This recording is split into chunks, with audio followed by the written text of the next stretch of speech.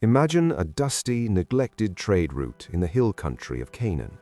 For years, the sound of merchant caravans and the chatter of travelers have been replaced by a heavy, expectant silence. The main roads are empty. Those who must travel do so in the shadows, sticking to the winding back paths to avoid the roving bands of iron-clad warriors patrolling the valleys. In the middle of this stillness stands a man. He is not a soldier. He wears no bronze breastplate, and he carries no sword. In his hand is a simple tool of the earth, a long wooden pole tipped with a sharp point of iron, used for nothing more than prodding stubborn oxen during the spring ploughing. Yet this man, with this single agricultural tool, is about to face an army. History remembers him by a single verse, a brief mention in an ancient song, and a feat that defies military logic. This is the story of Shamgar, son of Anath, a man who stood at the crossroads of Israel's survival with nothing but the tool of his trade. To understand Shamgar, we must understand the world of the 12th century BCE. This was the era of the Judges, a turbulent, fragmented period where the tribes of Israel lived in a loose confederation, often falling under the shadow of more powerful neighbors. The most formidable of these neighbors were the Philistines. They were a seafaring people who had settled along the southern coast of Canaan. They brought with them a sophisticated military culture and, crucially, a mastery of metalworking that the Israelites simply could not match. In this era, the Philistines were not looking for total conquest, but for control. They sought to stifle the economy of the Israelite tribes by seizing the fertile valleys and cutting off the trade routes. We get a vivid picture of this desolation in the book of Judges. In chapter 5, verse 6, the Song of Deborah records that in the days of Shamgar, son of Anath, caravans no longer used the main roads. Travelers had to go along back paths. Life had shrunk. The villages were in hiding. The spirit of the people was breaking under the weight of constant raiding.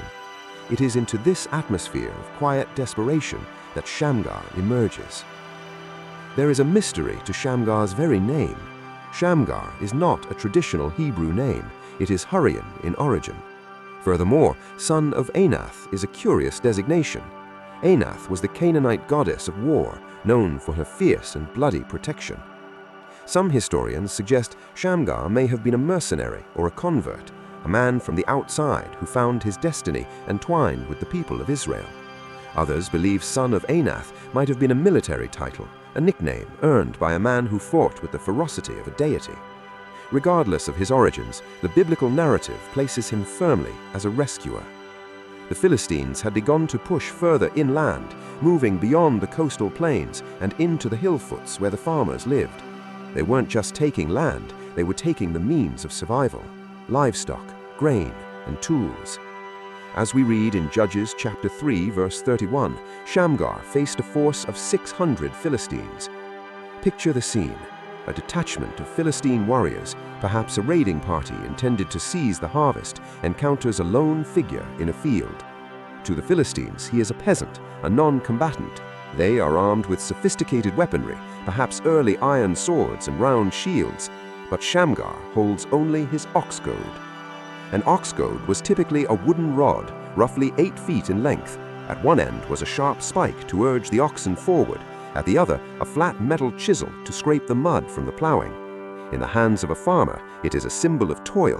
In the hands of Shamgar, it becomes a devastating weapon of resistance. The narrative reaches its crescendo in a moment of sheer, improbable defiance. One man, 600 soldiers. The text does not tell us if this happened in a single afternoon or over a series of skirmishes, but the weight of the achievement remains the same. According to the book of Judges, Shamgar killed 600 Philistines with that Oxgoad.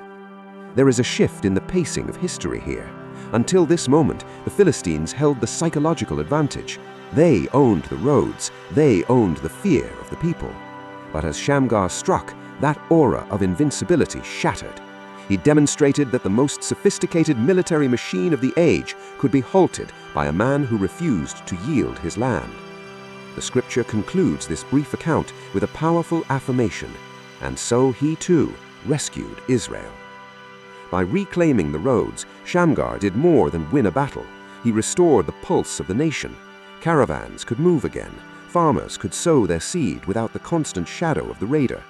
He provided a breathing space, a moment of peace that allowed the tribes to find their footing once more before the next great challenge arose. The story of Shamgar is one of the shortest in the biblical canon, yet its brevity is perhaps its greatest strength. It serves as a reminder of the impact of the individual in times of systemic collapse. When we look back at this historical reconstruction, we see a man who did not wait for a professional army to be raised. He did not wait for a sword to be forged in a Philistine fire.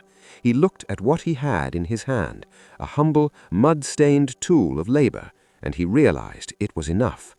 It invites us to reflect on the nature of our own tools. Often we feel ill-equipped to face the larger pressures of our time, waiting for better circumstances or more refined skills before we act. Shamgar's legacy suggests that the most effective response to a crisis is often found in the everyday things we already possess, used with extraordinary resolve. He remains a quiet, enigmatic figure in the halls of history, a man who stepped out of the fields, cleared the roads, and then returned to the silence, leaving behind a nation that could finally breathe again. As we consider the empty roads of Canaan and the man with the Oxgoad, we are left with a simple, lingering thought.